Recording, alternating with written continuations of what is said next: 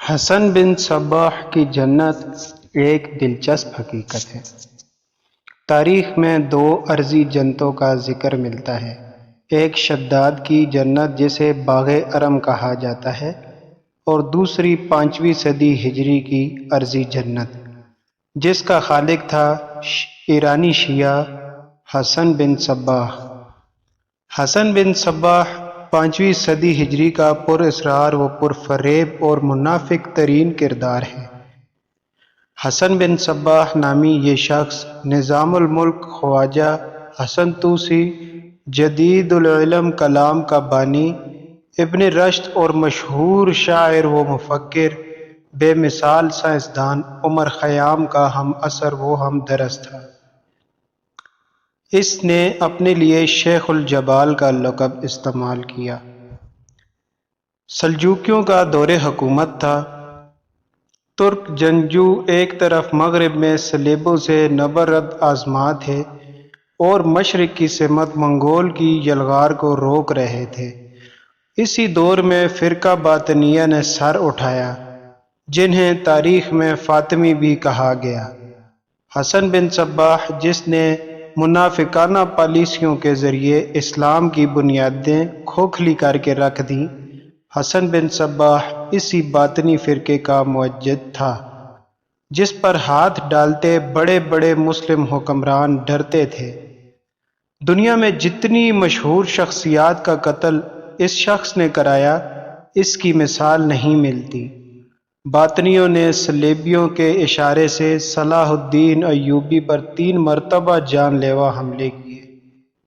خوش قسمتی سے صلاح الدین ایوبی کو کسی بھی حملے میں شکست نہیں ہوئی، بلکہ بقول علی میاں رحمۃ اللہ علیہ نظامیہ سے فراغت کے بعد صلاح الدین نے مصر سے باطنی فرقے کا استحصال کیا اور صلیبی جنگوں سے زیادہ دلچسپی اس باطنی فرقے کے تعاقب میں لی جو اسلام کو اندر سے کھوکھلا کر رہا تھا۔ باطنی یا اسماعیلی فرقہ شیعت کی دہشت گرد شاخ تھی۔ حسن بن صباح کو انسانی نفسیات، علم نجوم اور علم سحر پر عبور حاصل تھا۔ اس نے فدائین کی وہ جماعت بنائی جو دشمن تو کیا حسن بن صباح کے ایک اشارے پر ہنسی خوشی اپنے سینے میں خنجر اتارنے سے گریز نہیں کرتی تھی۔ حسن بن صباح نے جنت کی تصویر کشی کیسے کی؟ حسن بن صباح کا ہیڈ کوارٹر پہاڑی چوڑی پر الموت نامی قلعہ تھا جو کہ کوہ البرز ایران میں واقع تھا۔ حشیش اور پرکشش لڑکیاں اس فرقے کی روحانی غذا تھیں۔ اس فرقے کی کامیابی کا راز حشیش میں ہی تھا۔ حسن بن صباح کی جنت میں 2 ہی تو چیزیں تھیں جو انسان کو ابلیس کا چیلا نہیں بلکہ مکمل ابلیس تک بنا دیتی تھی۔ اس جنت میں حیران کن حد تک خوبصورت اور نوخیز لڑکیاں رکھی جاتی تھیں۔ کئی مورخ لکھتے ہیں کہ حوریں ان سے زیادہ کیا خوبصورت ہوں گی، والعیاذ باللہ، نعوذ باللہ۔ جتنی بھیانک وارداتیں حسن بن صباح نے کروائیں وہ سن کر آج بھی رونگٹے کھڑے ہو جاتے ہیں۔ حسین و نوجوان لڑکیوں کا جو استعمال حسن بن صباح نے کیا وہ اس سے پہلے یا بعد کے ادوار میں نہ کبھی ہوا نہ کبھی دیکھا۔ اولاد آدم اور ابلیس کی جو پر اسرار سنسنی خیز اور فکر انگیز کہانیاں اس دور میں ملتی ہیں وہ کسی اور دور میں نہیں ملتی۔ ایران کے البروز پہاڑوں کی مشکل مقامات پر حسن بن صباح نے خنجر بردار فدائی تیار کیے اور بے پناہ قتل و غارت کی۔ اس کا قلعہ یا جنت قرار دیے جانے والا مقام ناقابل تسخیر دکھائی دیتا تھا۔ اس نے خوبصورت لڑکیوں کو استعمال کرتے ہوئے جنت کا ماحول قائم کیا۔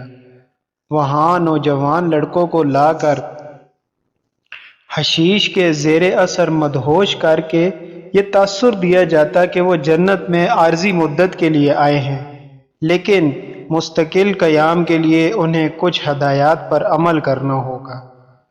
اس طرح انہیں لالچ دے کر فدائی بنا کر بہت سے افراد کو خنجر سے ہلاک کرنے کے مشن پر روانہ کر دیا جاتا۔ چونکہ وہ لڑکے ایک رات جنت کے مزے لوٹ چکے ہوتے تھے، حسین و جمیل دوشیزائیں اور ان کے پرفریب اشارے ان کی آنکھوں میں مچلنے لگتے تھے، اس لیے وہ اپنے شیخ یعنی کہ حسن بن صباح کی ہدایت پر عمل کرتے تاکہ وہ دوبارہ جنت میں داخل ہو کر حوروں کی صحبت سے لطف اٹھا سکے۔ تاہم یہ لڑکے جب اپنے اہداف کو ٹھکانے لگا چکے ہوتے تو وہ بھی کسی اور جنت کے متلاشی کا ہدف بن جاتے اور کبھی اپنی من پسند منزل تک نہ پہنچ پاتے۔